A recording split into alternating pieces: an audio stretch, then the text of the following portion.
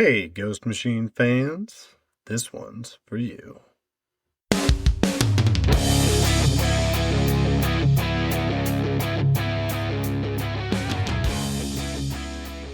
Welcome to the Ghost Machine Fans Podcast, episode 77.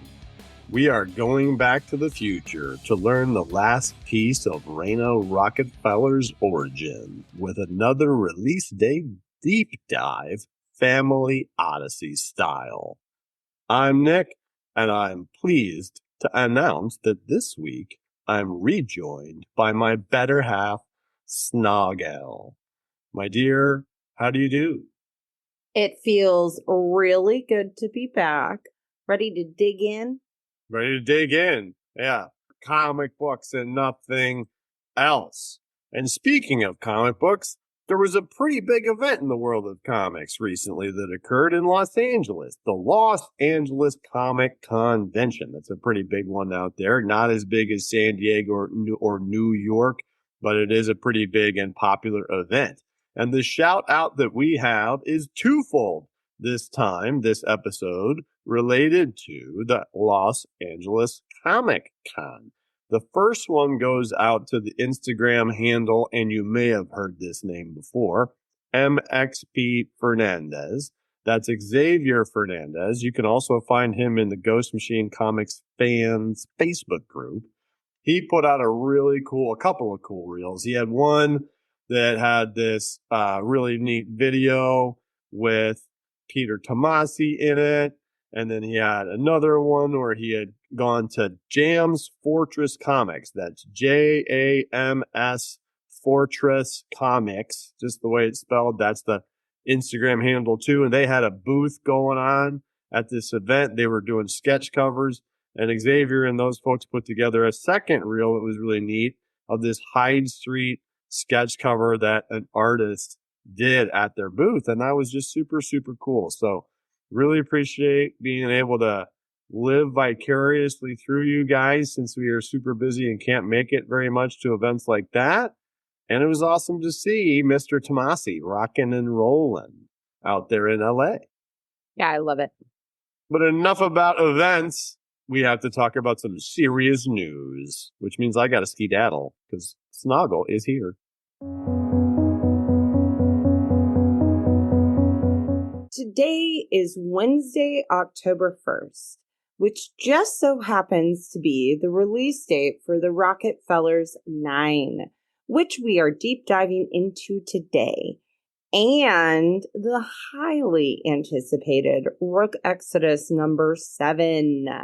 We are holding off on that deep dive for 1 week because, also exciting news, a week from today we will be deep diving into Rook 7 with the co-creator of it himself, Jason Fabok.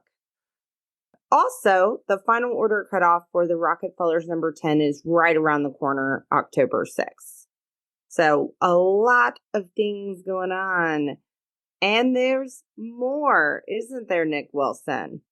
I know, there is. I'm hijacking it. So Francis Portella was the artist on multiple issues of Hyde Street so far. He did the last one that we talked about so much, the origin of Dr. Ego. That was a lot of fun. And it is official that Francis Portella has joined as a Ghost Machine exclusive creator. You remember how we talked about a lot of those folks that did that about a year ago or so? Now we've got this awesome artist joining the fold. Very exciting news. Yeah, I really like his use of shadows. He has always got like really neat use of darkness and shadows and stuff. So looking forward to more from him. It's going to be great. And this is fortuitous. If you recall recently, we have received a listener mail about the potential comic book series, Slug and Snipe, which was teased back in the Mad Ghost days as a Peter Tomasi and Brad Walker joint that was coming about the one character is the gun, the other character is the bullet. And recently, it was on Twitter, our Twitter captain, Cameron Gill, out there in the UK, let me know that Peter Tomasi responded to somebody's question recently online about that series and said they're still going to put it out and they're going to do it in 2026. So that's pretty awesome. It would be pretty neat if that somehow got roped into one of the existing universes, because when it was teased, I think it was a standalone. Which one would it be in? Yeah, that's a question. I would assume it would be in one of the Family Odysseys or the Family Odyssey that is both, if they're in the same world, which I think they kind of are. But we'll have to find out. I'm a big Brad Walker fan. Brad has done some cool variant covers already for Ghost Machine, and I really like his art. And it's about time that we start talking about the comic book that came out today. Although, like you said, yes, there are 2 comics that came out today. Rocketfellers 9 and Rook 7. I know people have been waiting for this Rook 7 book forever, but the only way for us to properly deep dive is with the man himself, Jason Fabok, as Snoggle said. So we're pushing that out a week. We'll see you guys with Jason on October 8th for that one. Now, before we deep dive into the Rocketfellers 9, we have a couple of covers we got to talk about, because you got to go pick this book up and you have some options. Yes, we do. We got 2 options on this one. The first one's very grim. I mean, it's pretty grim. It's the A cover done by Francis Maniple. I guess there's more Francises now in the world. And it's Raina, like, crawling toward, like, her eye that's in someone's hand. Everyone looks shocked. She looks pretty sad and kind of on fire. Does not look good. I mean, the cover looks great. The situation looks grim. And this is all by Francis. Pencils, inks, and colors. And it says a lot to us, though, because it says, hey, we're going to get some more information about that eye. We know that she was missing an eye. We've seen an eye, like a Borganic eye regenerating, kind of not regenerating, right? Like it's in the case thing. And so this kind of helps tie that all together.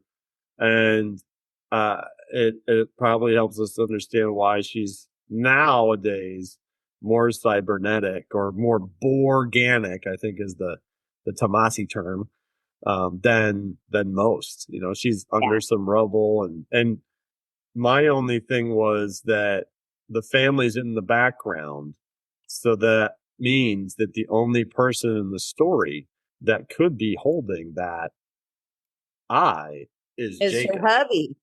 Yeah. Well, I think we're about to find out a lot of unsavory things about Jacob. Yeah, he's unsavory. He's not a savory fellow, and certainly not sweet either. I do not care for him.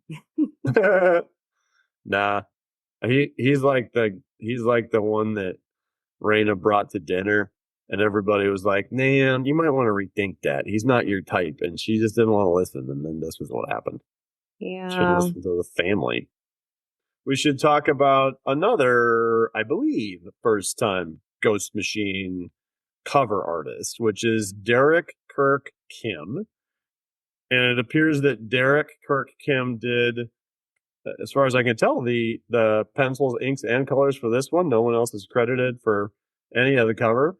And it's Darth Raina with a massive cloud strife sized sword that is blood dripping off of it, and it looks like there's some sort of mechanism in there that's like got the blood flowing in it, and then she's like behind an evil forest silhouette. Yeah, that's pretty cool.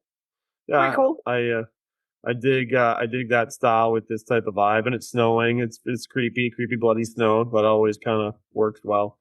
And welcome to the party, Mr. Kim. Welcome to the party. So those are the 2 fantastic covers that are available to you when you go pick up this awesome comic book, which makes it time for your official spoiler pause for the Rocketfellers number 9.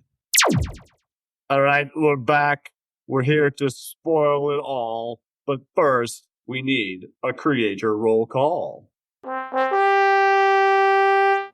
Let's see here.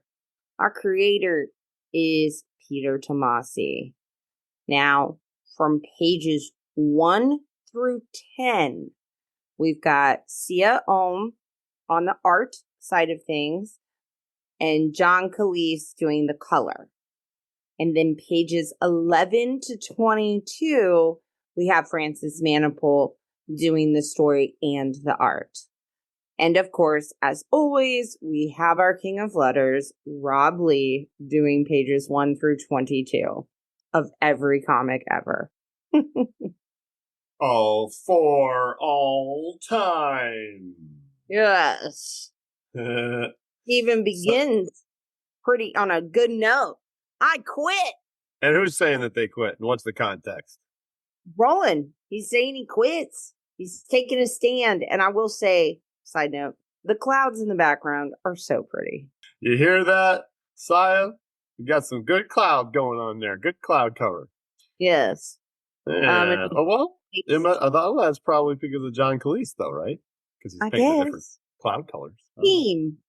Team pages 1 through 10. No, but I like how it begins. Like, I quit. Because there's about to be huge arguments that ensue. There are. And so he is saying that to Jacob.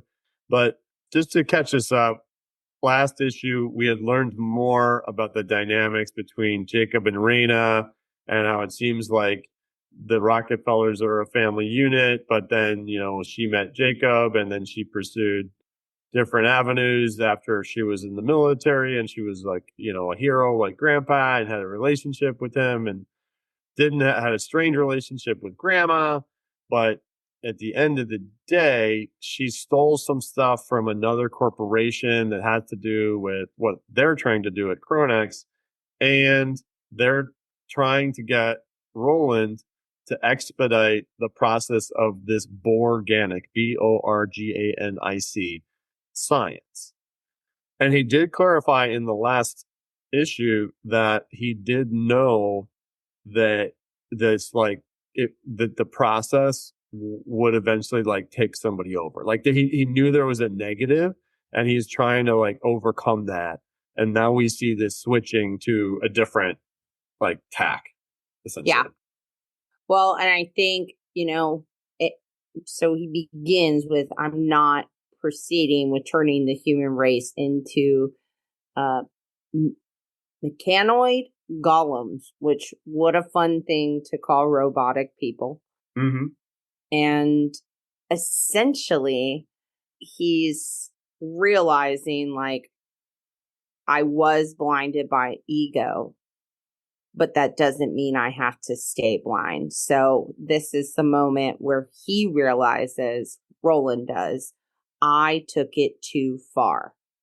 And we're about to take it too far. We must stop.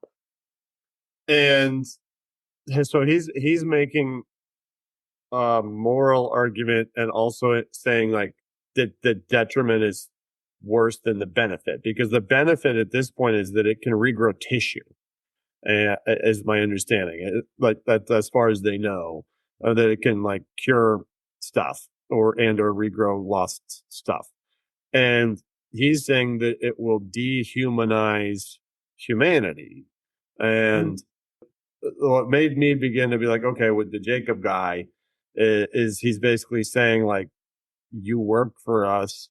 We own every iota of your work, and it's Kronex that will always be viewed as the creator of Borganics, not some lab rat that runs the wheel for us.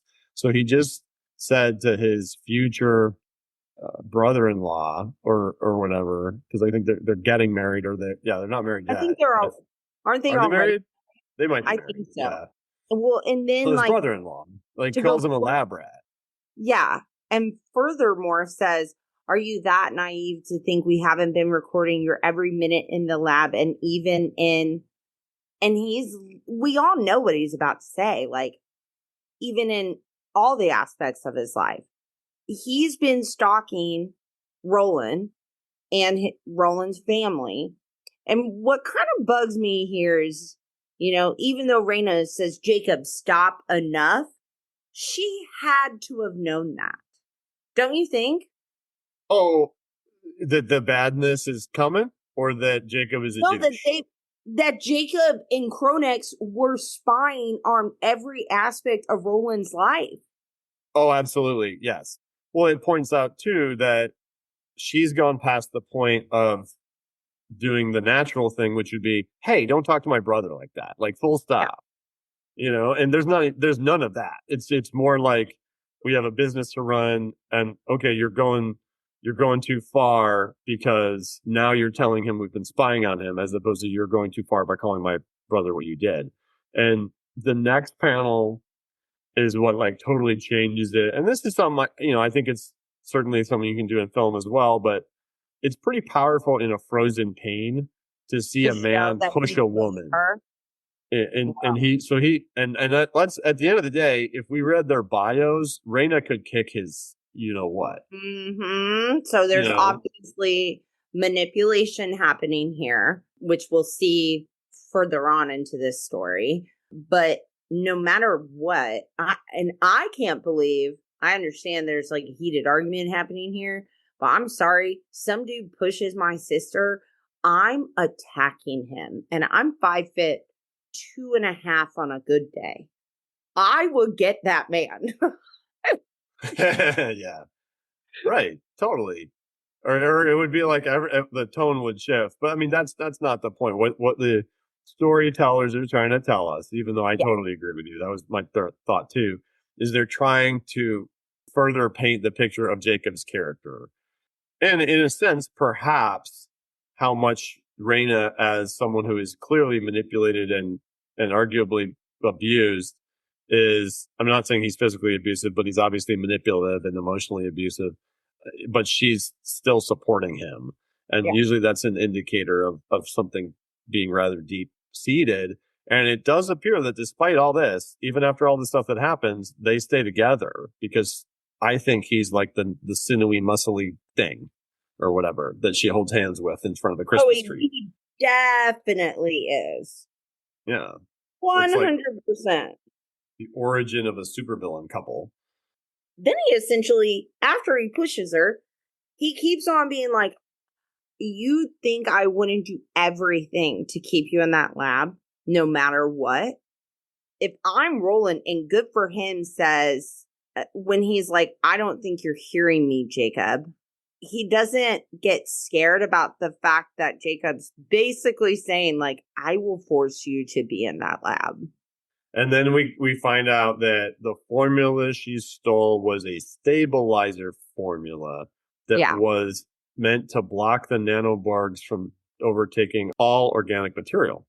Because it looks like Future Vista is obviously trying to do the same thing because they have their own kind of nanoborgs or whatever. And what's happening at both companies is the nanoborgs overtake all the organic material. So they're testing different ways to make sure that doesn't happen. And he's just like, I'm not trying to find out. It's too risky. Yeah. And then we find out that they have an ulterior motive as well, which is that he has a rare form of degenerative brain cancer. And he says, this is my lifeline, and I don't intend to watch anyone cut it simply because of their own misguided misgivings. Say that 3 times fast. You know who this, I mean, I was thinking about Norman Osborn. Oh, Jacob reminds you of Norman Osborn?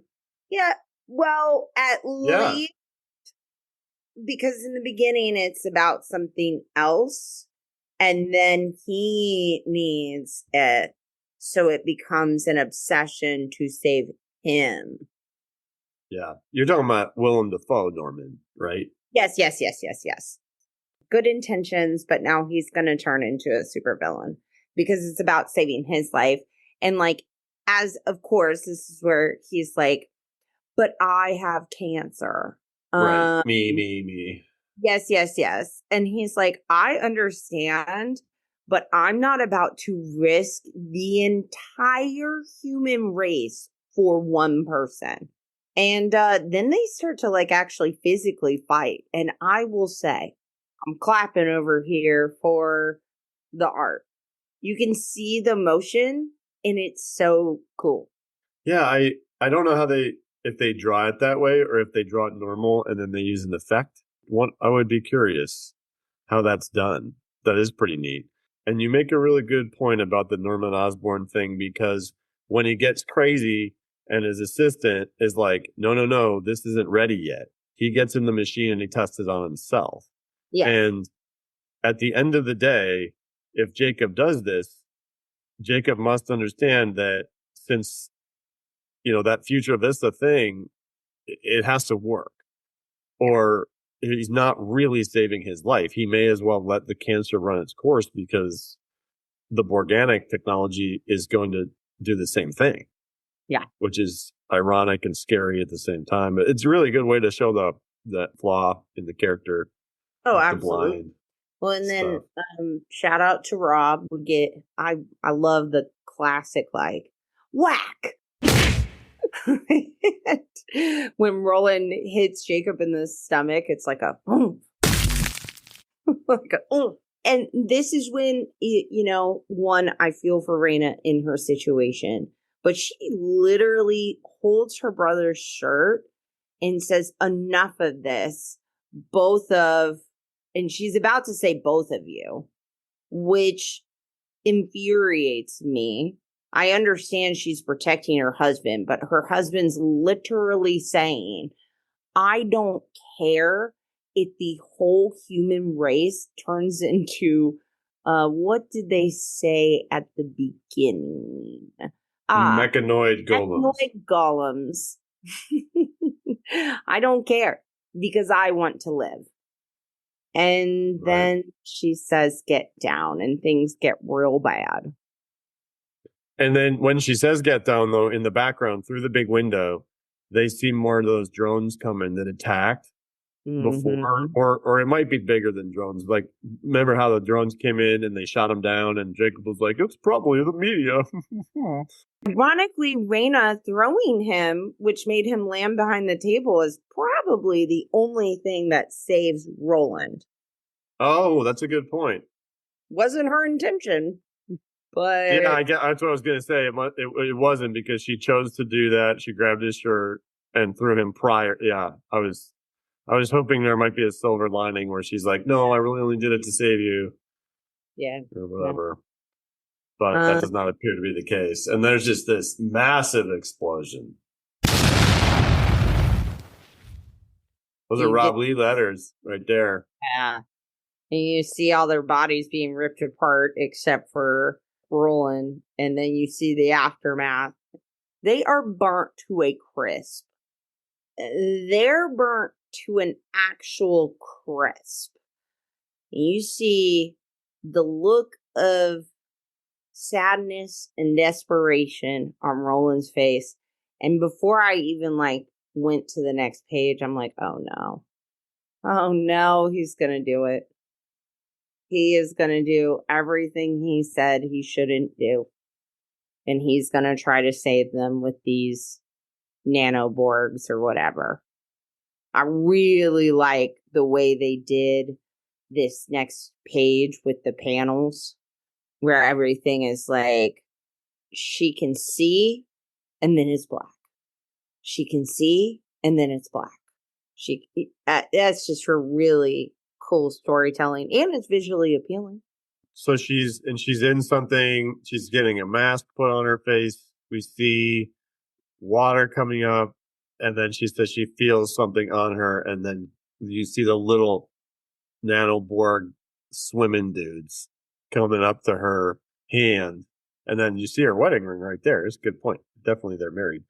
And then she says, but she looks up and through a thing, she sees Jacob in a Bacta tank.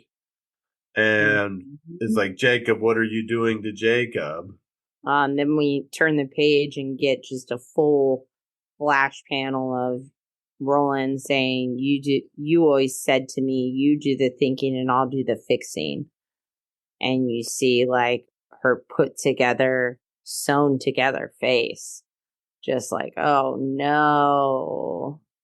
And then you see the other side of her face, which is where we get this epic eye that we're used to seeing.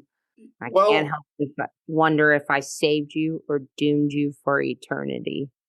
And the reason that he says that is because he doesn't know, like, definitively. Yeah. Right? It's not, and so that's where he's like, he knows there's potential problems with this technology, but he doesn't know it for sure, and or he's using that stolen thing to help, like keep it at bay.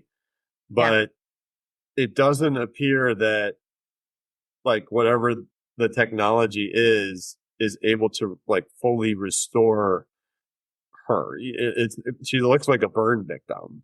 Yeah. Um, and it's amazing art, but it's also Well, she is so I won't. perfect.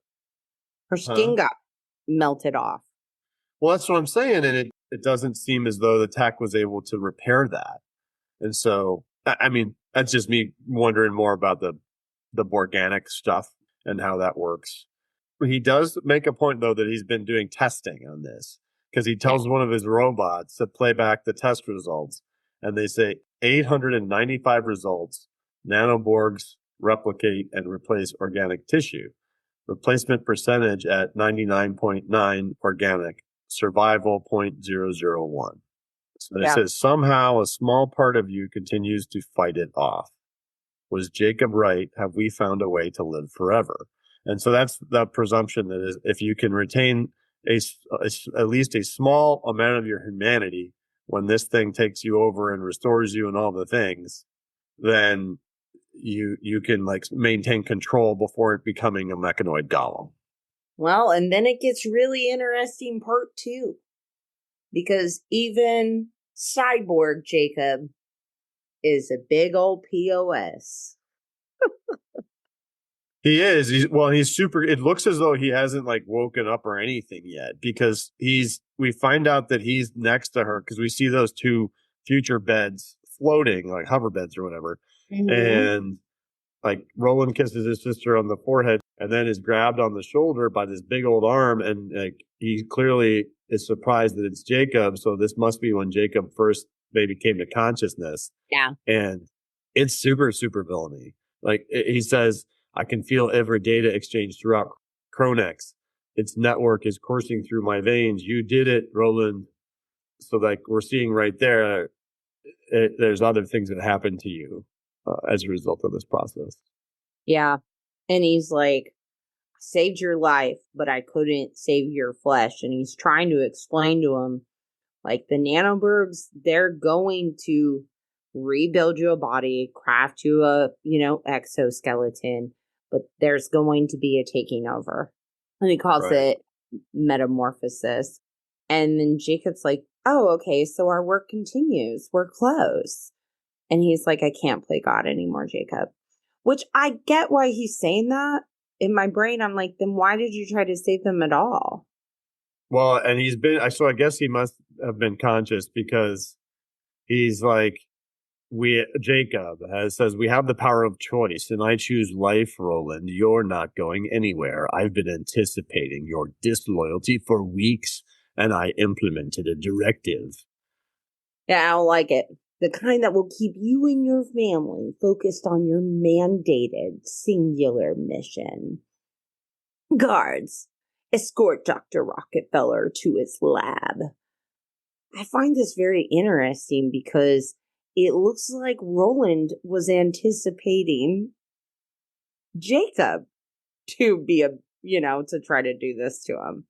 Because his his little medical assistant robots incapacitate the guard. Yeah, his little drone guys shoot them. Yeah. He's doing his evil corporate guy thing over and over, kind of saying, I own you, blah, blah, blah, blah. And Mm-hmm. they don't want him to leave in like typical we did wrong, but now we have to live with the consequences fashion.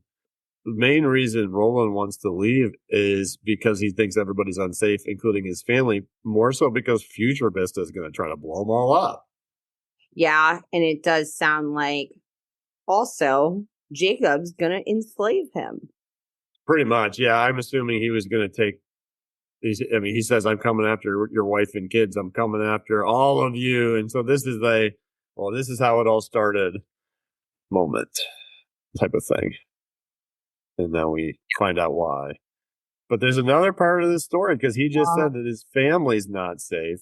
Rachel and the kids were all in danger.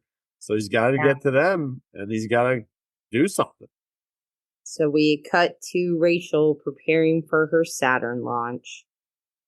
Just 2 more weeks and Saturn, here we come, which is everything that she has been dreaming of for quite a long time, right?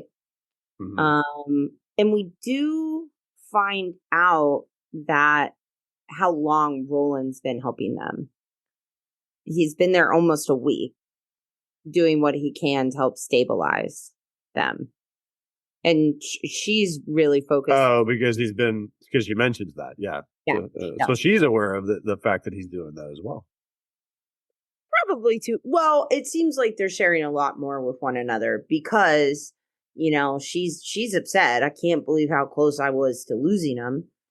And then, I love when the bubbles, you can tell it's like some sort of like command speaker.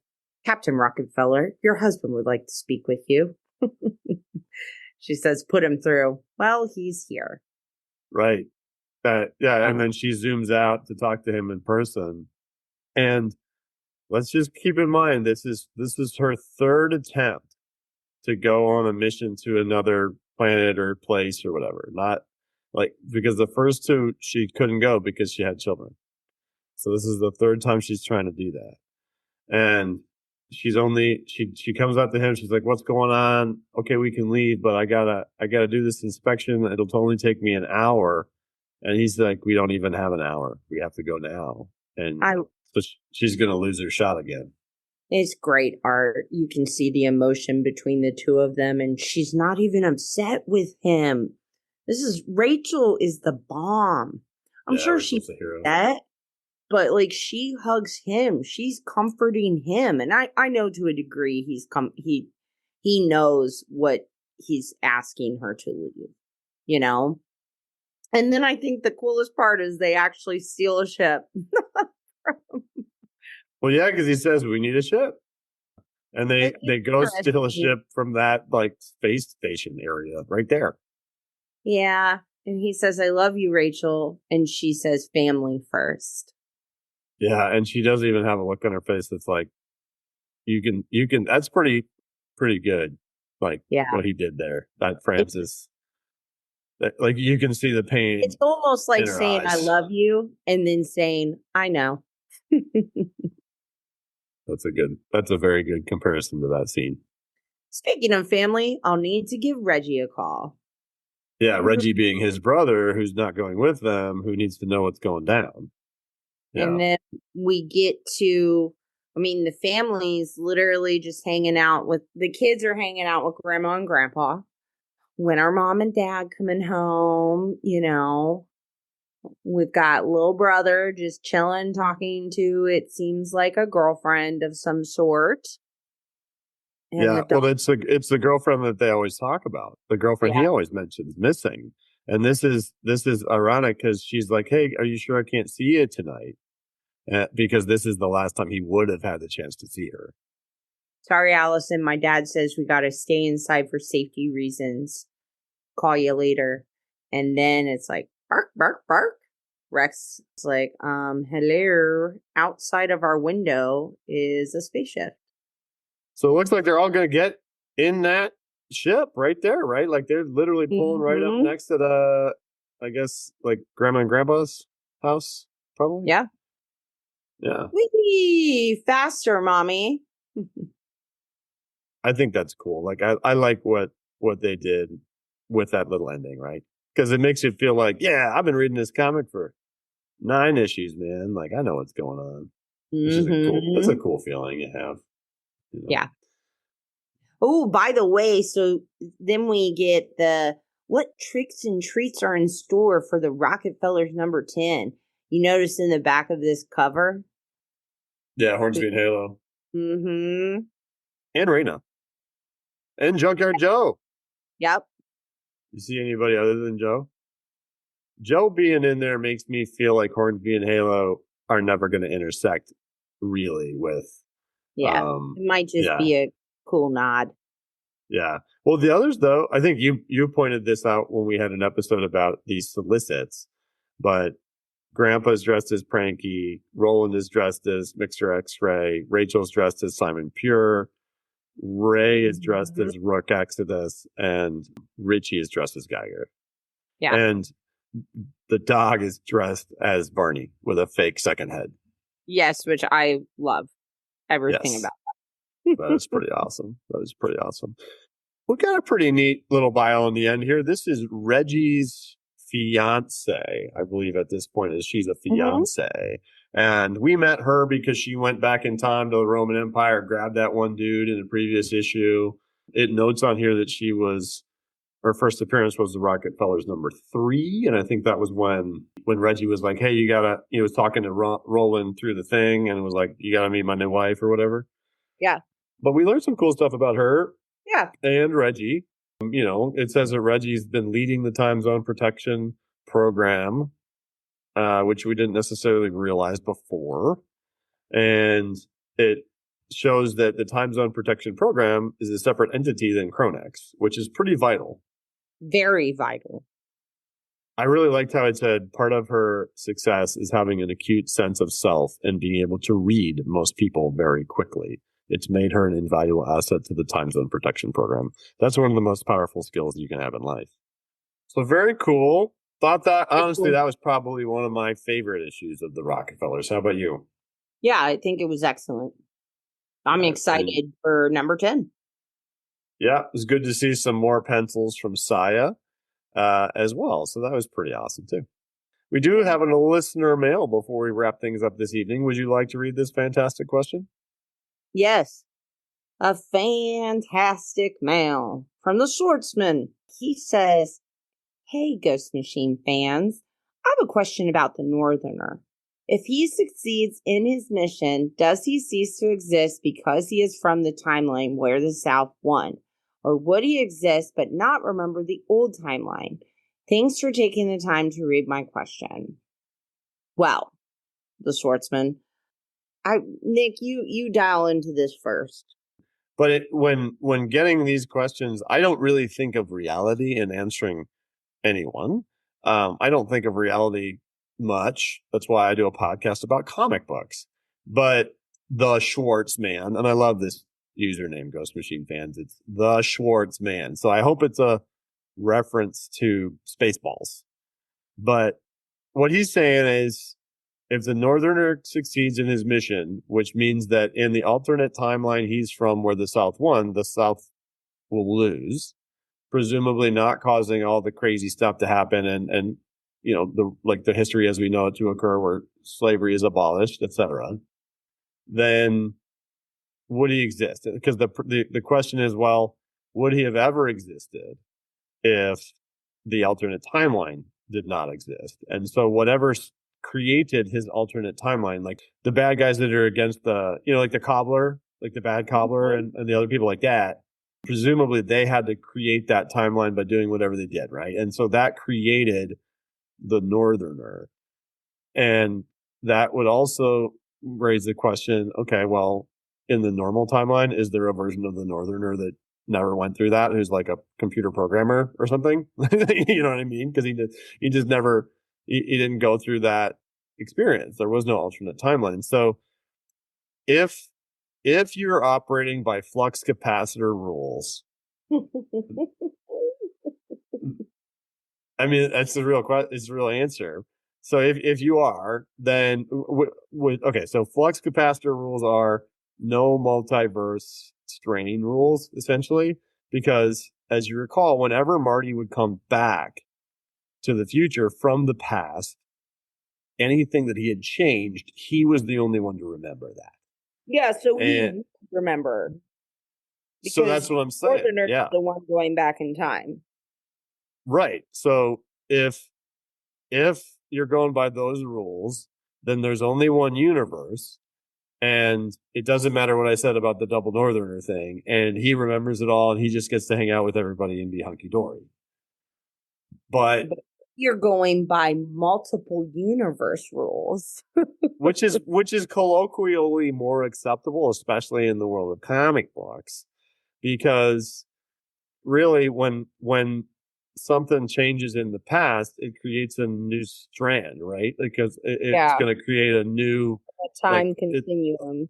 A split. So to me, it would mean that I don't know what happens to the bad world if he fixes it, but I mean, I don't know. That's why it's so complex. It's like that scene in Endgame where they're talking about using the quantum tunnel or whatever to go back in time. Yeah. I can tell you what I hope happens, Schwartzman. And that is that the Northerner gets to continue to operate in some heroic capacity as a member of the official super group, the Unnamed. And if that means that maybe he protects time with his technology or something, like whatever. But I could also see like Jeff and Brian being profoundly poetic, and he finishes his mission. Maybe like really it takes him, dozens of issues. There's like a lot of Redcoat planned. And so let's say it takes forever and he has tons of those cool moments like I just described where he's part of the superhero team. Well, it dissipates, or maybe it just takes so long to really like find the last piece of whatever those jerks did to switch time around. And like in issue 85 or whatever, he finally does it. And like as a result of that, he just wakes up the next day and he's like, where am I? Or just something like simple and beautiful, or like maybe as a result of it forces him back into his timeline, but he does remember and he like sees this wonderful place where that never happened. If it is, Back to the Future. I don't know. What I think is the coolest part about this question is that people are paying enough attention to the details of this plot line. And, many like it that this publisher is putting out. And that's a testament to the potential longevity that this brand has. Because people care. Like, that's a great question. It definitely is. Thought-provoking and no right answer. No wrong answer. Yeah. Not yet. But not yet. One day, science will tell. Whether or not, what is it? You can bend the black hole in half and put the pencil through the piece of paper or whatever they say. Oh, yeah. So, if you would like to provoke our thoughts, we would welcome you to do so by sending us a fantastic mail, just like Snoggle said, at ghostmachinefans@gmail.com. And if you'd like to check out all of our other content, you can do so by going to www.ghostmachinefans.com, where you'll see all of our social platforms. Biggest shout out to Cameron Gill for running the Twitter and the Blue Sky. Big shout out to Flashy Transition 737 for running the Discord and the Reddit. Make sure to check out the Instagram and the Reddit for the Discord info, so you can come hang out and chat and talk. We would love to have you. Last but not least, if you're a Facebooker, make sure to check out the Ghost Machine Comics Fans Facebook group. And thanks so much for joining us tonight on the Ghost Machine Fans Podcast. Through time.